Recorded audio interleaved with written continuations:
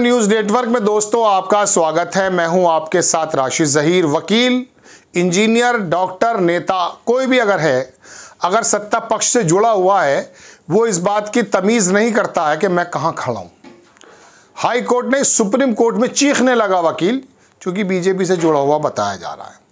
Supreme court के CJI Chandrachud साहब को गुस्सा आ गया, डांट लगा दी और पूछा आप हमें सुनाना चाहते हैं या गैलरी में लोगों को सुनाना चाहते हैं? 2 घंटे से आपकी बदतमीजियां देखी जा रही हैं।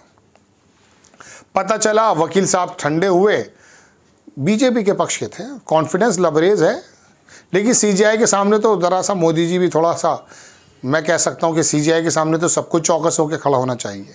लेकिन सत्ता का जो एक अहंकार है। कोलकाता पैकेज अपडेट, न्यायालय ने ऊंची आवाज में बोलने पर वकील को लगाई फटकार।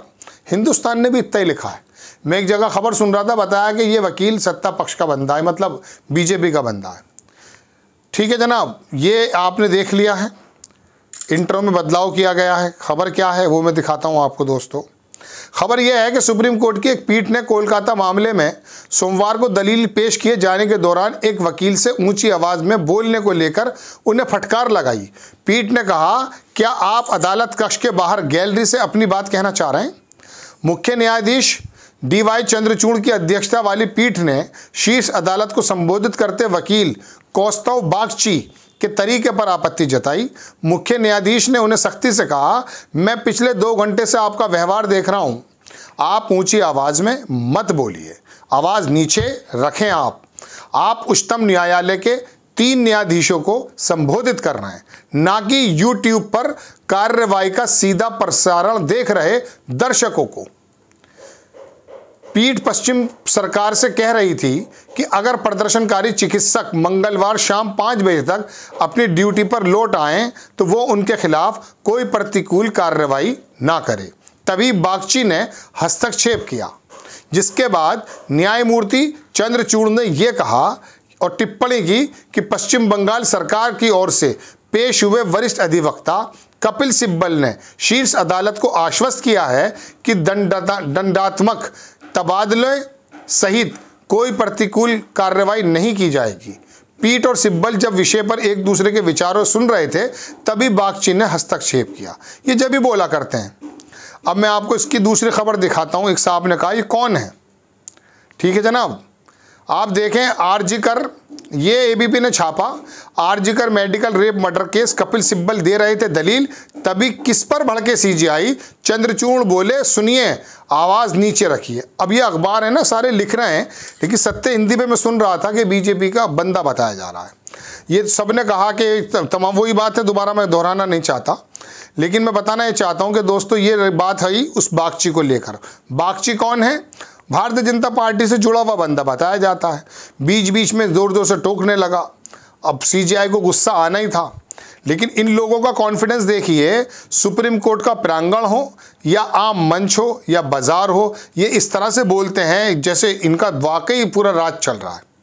मैं देखने की कोशिश ये कर रहा हूं कि उस वकील के बारे में कोई अखबार बता दे आपको कि आखिरकार वो कौन है। तो बात यह है कि भाजपा से अगर आप जुड़े हुए हैं तो आपकी आवाज़ में कॉन्फिडेंस आ जाए। और हैरत की बात यह है, सत्यहिंदी.com पर तो वो बताया गया है खबरों में कि वो बीजेपी से जुड़ा हुआ है, लेकिन अखबार लिखने की हिम्मत नहीं कर रहे हैं, हेडिंग बदल देते हैं। वजह क्या है कि भाजपा से जुड़ा हुआ है। लेकिन वो जब सीजीआई के सामने जाके चीखने लगा है और अपना कॉन्फिडेंस बताने लगा है कि मैं हूं किस पक्ष से, तो अंदाजा हो जाता है। अभी पिछले दोनों, इस बार से पिछले जो 12 अध्यक्ष थे, आदिश अग्रवाल नाम था शायद, तो वो भी कई बार वो हारे थे, इत्तेफाक से वो जीते। भारतीय जनता पार्टी के बारे में अपने लेटर पैड पर ही तमाम देश के वकीलों की बात लिखने लगे थे। लोगों ने एतराज़ जताया कि नहीं साहब, यह बात हमारी नहीं है। मतलब यह है कहने का दोस्तों, कोई जगह ऐसी नहीं बची है जहां पर ये इस टाइप के चाटुकार लोग, जिनके अंदर एक अजीबोगरीब कॉन्फिडेंस भरा हुआ है सत्ता का, मोदी जी का, बीजेपी का, आरएसएस का, संगठन का, वो धमकाता हुआ नजर आता है। कभी कोई भाजपा विधायक किसी पत्रकार को धमकाता हुआ नजर आता है, कभी किसी अधिकारी को फोन पर टेप आ जाता है कि वो डांट रहा होता है, अरे बीजेपी के अध्यक्ष बोल रहे हैं, अरे मंडल अध्यक्ष बोल रहे हैं। अभी एक वीडियो था, 2 साल पुरानी बात है, ऑडियो सॉरी, उसमें आरटीओ था, उसने कहा अगर आप जो है मंडल के अध्यक्ष हैं तो मैं काम ना करूं, वहीं आ रहा हूं, बदतमीजियां होता रहा है। दोस्तों बात यह है कि इसी बंगाल की बात मैं आपको बताता हूँ। अभी पिछले दिनों आपको याद होगा जब वो संदेश खाली का एक मामला बना तो वहाँ ममता बनर्जी की पार्टी का एक विधायक था, विशेष वर्ग का था, उसके बारे में जो मुहिम चली नोएडा चैनलों से, तो पता ये चला कि दुनिया का सबसे बड़ा एक ऐसा चीर हरण कांड बताने की कोशिश की जाने लगी। डर लगने लगा मुझे भी कि जंगल राज में तो नहीं रह रहे। पता ये चला कि वो जो आरएसएस का और बीजेपी का एक वो बाकायदा अधिकारी था, वो प्री प्लान कर रहा था वो वीडियो और ऑडियो और महिलाओं को जो है झूठ बोलने पर राजी कर रखा था। बाद में फिर उसको छापा गया। तो आलम यह है दोस्तों कि मैं बताना ये चाहता हूँ कि आप ये मत समझिए कि ये आपकी गली मोहल्ले के अंदर ही धड़धड़ाते हुए घुस रहे हैं। ना ना ना ना ना, ये तो सीजीआई के समक्ष खड़े होने के बावजूद भी इस कदर तेज़ बोल रहे हैं कि सीजीआई को गुस्सा आ गया। कौन सी जगह है वो जहाँ बहुत सारे लोग बहुत तमीज़ में बात करते हैं, बड़े सेंसिटिव मुद्दों पर बात होती है। लेकिन मैं तो आपको बताना चाहता हूँ। अच्छा एक चीज़ और बताता हूँ मैं आपको, ये जो इन्हीं लोगों से मुझे याद आती है। हुआ यूँ है, गली मोहल्लों के अंदर कुछ हुडलम्स बदमाश पैदा हो गए। वो बदमाश क्या है, वो आरएसएस से जुड़े हुए हैं, वो हिंदू जो दल हैं ये वाहिनी याहिनी इनसे सबसे जुड़े हुए हैं। वो करते क्या हैं, वो मिली जुली आबादी में रहते हैं और कोई छोटे छोटे शोशे पर लड़ाई उठाते हैं। अरे साहब आपने तो संगीत बंद करा दिया, अरे आपने तो ये करा दिया।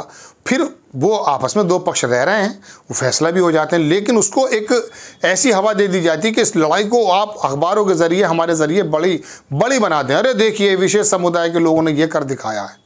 अब ये गली मोहल्ले के अंदर पैदा हो गए इनके रक्षक, वो झगड़े उठाते हैं, जा कर के अपने बाप जो हैं उनको बताते हैं, वो फिर अधिकारियों से कहते हैं, वो पूरा मसला हाईलाइट बन जाता है। फिर ये माहौल बताया जाता है कि हिंदू का रहना मुश्किल हो रहा है।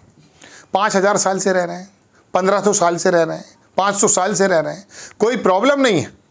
लेकिन हाल ये हो गए कि वो हंगामा, ये हंगामा काटने की बात बता रहा हूँ मैं आपको। वो उसको भी गली मोहल्ला समझ रहा है सीजीआई के सामने खड़े होने को, लेकिन जब सीजीआई डांट लगाते तो फिर चुप हो जाता है। तो दोस्तों ये एक ऐसा अजीबोगरीब निज़ाम, आदर्श निज़ाम जो आपके सामने नहीं है, आपकी नज़र के सामने नहीं है। आपको तो झगड़ा नज़र आता है सिर्फ। जब वो जागरण पागरण पता नहीं कौन कौन से अखबार उसको छापते हैं, उसके अंदर बेहतरीन वाली वो लगा करके, इसमें नहीं लगाई उन्होंने पंचलाइन कि भाजपा से जुड़ा हुआ था। हाँ, कांग्रेस से अगर जुड़ा होता, ममता बनर्जी पार्टी का अगर बंदा होता तो फिर देखते इसके हाईलाइट्स आप। तो आपको मैं बताना चाहता हूं कि पुलिस का निज़ाम आपको नज़र आता है, सीआईडी का निज़ाम, दुनिया भर के आपको एक निज़ाम ये भी बन चुका गली मोहल्लों में। ये कार्यकर्ता झगड़े उठाते हैं और इशू बना देते हैं हिंदू मुस्लिम टाइप, और उसको फिर जो है अखबार छापता है, फिर उसके अंदर अधिकारी आ जाते हैं, फिर कहता है कि देखिए हमारा राज है। बड़ा कॉन्फिडेंस आता है, डरा हुआ है बाकिया समाज। यकीन मानिए खबर मेरी कोई और है, लेकिन मुझे इससे जुड़ी हुई खबर याद आ गई, इसलिए मुझे आपको बताना पड़ रहा है। ये निज़ाम बन रहा है। आपको खबर कैसी लगी अपनी राय कमेंट्स बॉक्स में ज़रूर दीजिए। चैनल को सब्सक्राइब कीजिए, शेयर कीजिए। नेक्स्ट टाइम मैं किसी खबर के साथ हाजिर होता हूँ। जय हिंद।